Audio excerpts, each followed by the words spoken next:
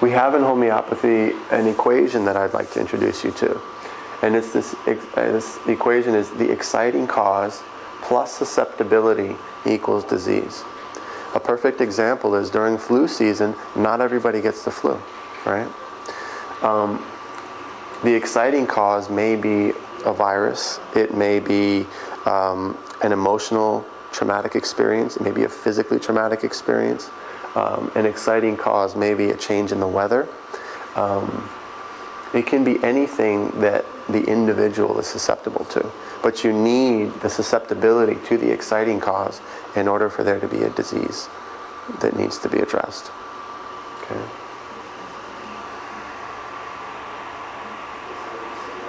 So I got this list of the 9 signs of health from a homeopath who is an MD, an ND, I think, an LAC, a PhD, and it's from a book called Human Condition Critical, and his name is Luc de Schepper. And he said basically that if you're healthy, that you should experience refreshed sleep, you should have some degree of adaptability, a good appetite, clarity of mind, a sense of well-being, calmness, a sense of humor, humility, and a love for life on earth. Okay? If you're experiencing those to a greater degree, then you're relatively healthy. I can tell you that when I started my training in naturopathic and homeopathic medicine, I had most of those. When I finished the program, I had hardly any of those. Really? And so then I had to, you know, go through my own process of healing and reclaim these things. Okay. So in this homeopathic method, what we're trying to do is the homeopathic practitioner endeavors to understand your, or the person who's suffering, understand their experience of the suffering on all levels, not just the anatomical and physiologic levels.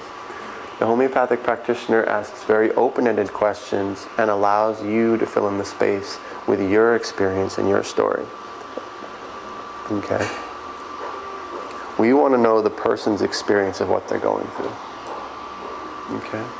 So the homeopathic practitioner may inquire further into all of your symptoms in order to understand not only what is it like, but what tends to make your symptoms better or worse. And we call these modalities. Okay? What fears does the person have? What aspirations do they have? And what do they perceive as stressful? Okay? Because different remedy states are going to perceive different things as stressful. And they're going to have different fears as well. So, in prescribing a remedy, we're selecting a substance from the natural world that's been turned into a homeopathic medicine that is most similar to the patient's sensation, most similar to their experience. Okay? So, for example, if 10 people have asthma, in all likelihood, from a homeopathic point of view, they may need 10 different remedies based on their experience. Okay?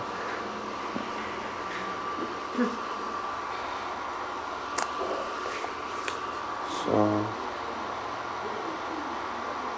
I just want to talk for a second about the medicinal substances.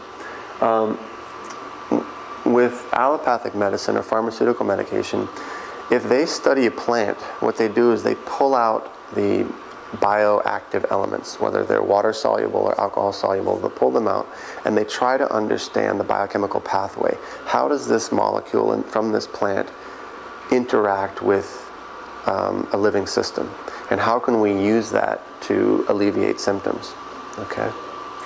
In the homeopathic methodology, what we do is we take the plant as a whole, and we may get 20 or 30 doctors together, or 20, 30 practitioners, or 20 or 30 students together, and they need to be in relative health.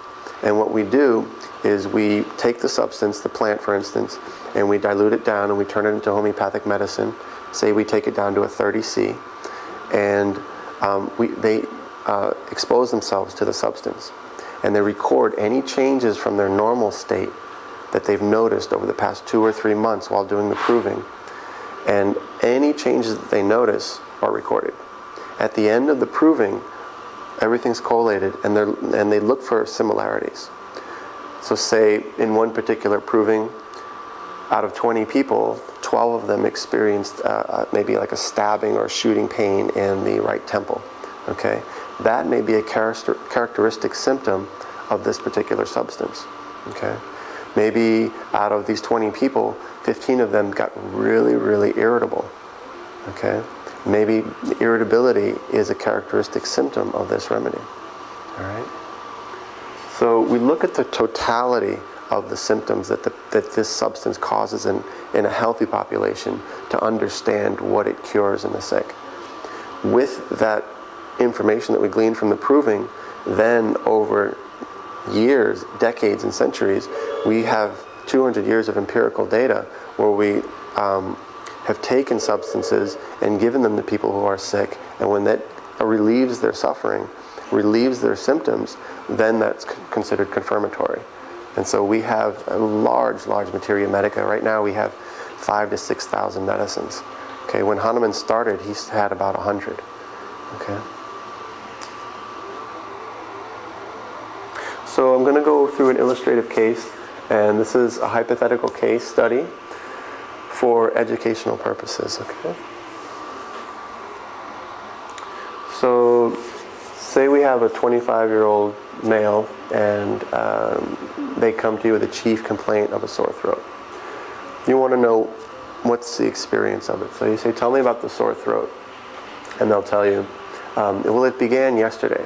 The day before it came on, I was fine. And then the next day, bam, it hit me. It came on very fast. This indication right here that it came on very fast already is going to help us differentiate remedies to help this person. Some remedies, their symptomology comes on very slow and gradual, okay, and it kind of smolders. Other remedy states, when they get sick, it comes on so quickly. Remedies like aconite and belladonna and stramonium, arnica, okay? So we want to know what's it like. And the person says, it hurts a lot and my head feels really hot. So he's giving us it hurts, which is very general. We want to know more about it hurts, okay? And they also give us another symptom or a lead into the symptom of their head feels really hot.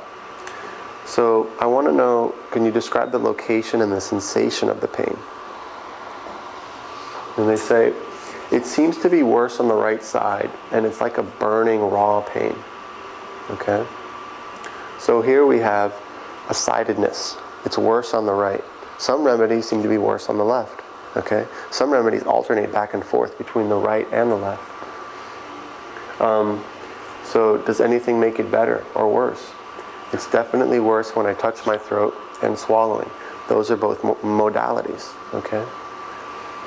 Any other changes since you've been sick? I've also had a bad headache with my sore throat, and my hands and feet have been really cold. Okay? So we want to know more about this as well. So when they described the headache, it said my head is pulsating, like throbbing, and it feels full. So we want to know where. Is it occipitals in the back of the head? Is it on the sides? Is it in the forehead? Is it behind the eyes? Is it in the temples? And the worst place is my right temple. So here we have the right temple hurts and the right side of the throat hurts. So there's definitely a sidedness here. So that has to be paid attention to. Does anything make the headache better or worse? The pounding is worse if I sit down hard or if I step down hard. Also, if I stoop or bend forward, it throbs worse.